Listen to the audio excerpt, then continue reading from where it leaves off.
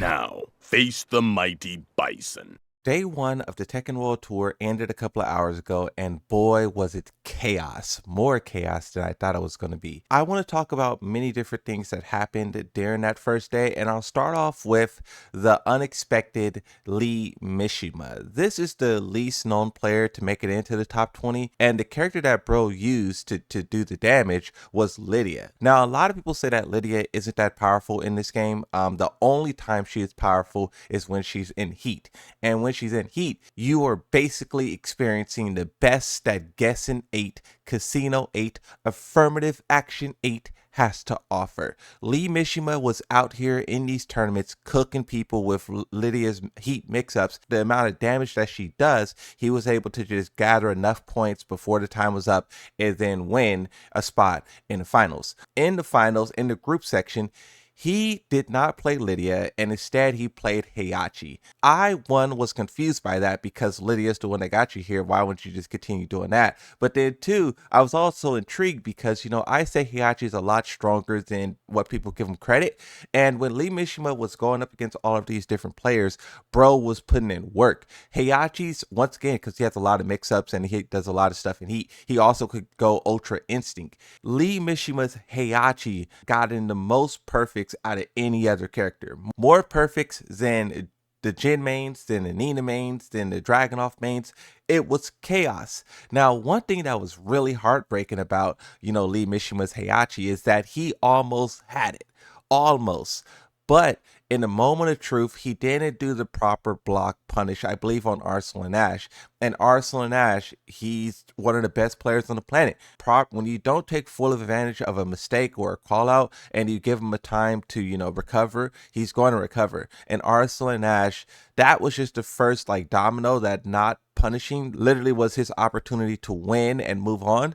But once that passed, Lee Mishima continued to play worse and worse and worse, and going up against Arsenal and Ash, that you won't survive for long. Now, when you flip and you talk about the Pakistani players, one, Arsenal and Ash did incredible. It got a little dicey at times, but you could talk about him going in a Nina mirror match against Jod. As the commentator says, he eventually downloaded the matchup and he just won. It was just victory. When you're as good as Arslan, beating everyone into the dirt is just typical behavior, Now, what I will quickly talk about is this Dragonov group. You had a group of 5 players, and it was Kokoma, Nobi, Ulsan, Farzeen, and Atif.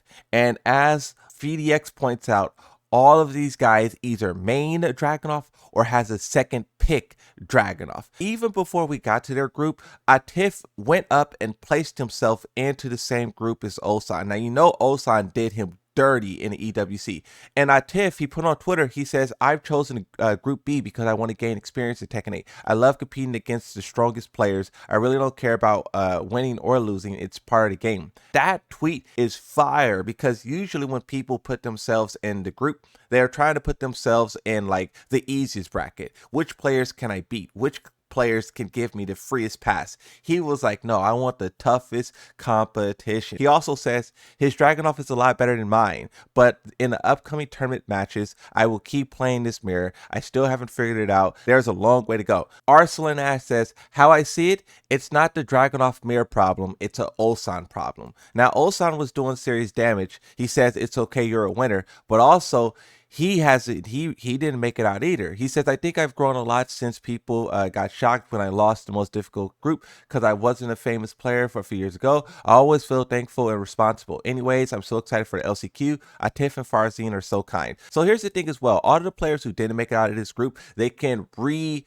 enter the LCQ, so they still have an opportunity. Imagine that, losing in groups, being sent to the LCQ, battling through the LCQ, and then making the top 8. I mean, if anyone's going to do it, it's probably Ulsan. Now we go back to this group and everyone playing Dragonov and everyone being Dragonov mains. What Farzeen did shocked the world. Now, we've been hearing about Yoshimitsu being super powerful, and we have not seen it. I'm like, bro, when a character is super powerful, he's everywhere, just like this Dragonov group. I'm like, where is the group Yoshi? Now, Farzeen, he was dominating with Victor, but at the final moment, when he had to play one more little match and he had to try to clutch it out, he did it. He did the thing. He switched to Yoshimitsu. From Kane and Trench perspective, he says, woke up to finding out Farzeen played Yoshi against Ulsan after being confirmed for elimination when he ran Victor for the rest of the games. I don't really watch Pakistan events, so I don't know how often he's played the character, but it's funny how one win got everyone triggered. This clip was posted all over, and it's basically Yoshimitsu doing his unblockable but the no sword variant. The sword variant is basically used as like a tech trap at the wall. It doesn't do that much damage, but it covers a wider range. This version here is called, I believe it's called God's Hand, and as you see, the Dragonov player does a rage art, and then the rage art gets hit by God's Hand, and then he dies immediately. Now, this has a lot of players saying, like, is this damage fair? This is just one of those moments where someone picks a character that is really powerful, no one was expecting it, and then you have Yoshimitsu just being the creative Yoshimitsu that he always have been, and he's doing this unblockable, and it claps Dragonov. Yoshimitsu's obviously busted, but I don't think this move is one of those moves that makes him busted, right? I think that this is just normal Yoshi, and they probably should focus on other things, especially if they're going to nerf him. If they're going to nerf him, he's going to need these kind of gimmick tools to stay viable in some way. But enough downplaying. Let's move on to Jin Kazama. This character was, if you go back a couple of months ago, the Jin Kazama players were not necessarily downplaying, but they were just doing the general complaining of other characters. There was like, Yoshimitsu's so powerful, you know, Dragonov, Fang, Shahid. Now, as this month has continued, we first saw Arcel and Ash call out Jin mains and saying that the character's much stronger than everyone thinks, and then little by little we saw everyone starting to attack Jin.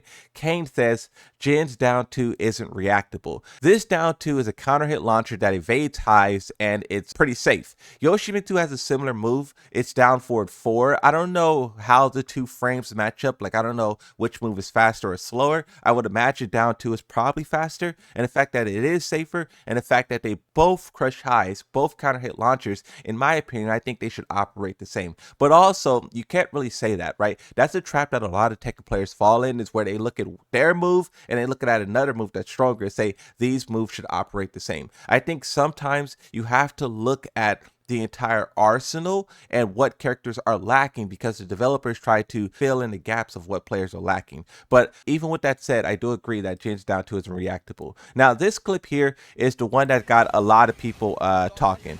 King J shared this clip. It comes from the thing, and basically it's Jin Kazama pressuring with heat, and there's nothing to do here. It's just pure aggression, right? Now, this person says, genuine question to everyone else that started playing Tekken 7 or Tekken 8, is this what you wanted?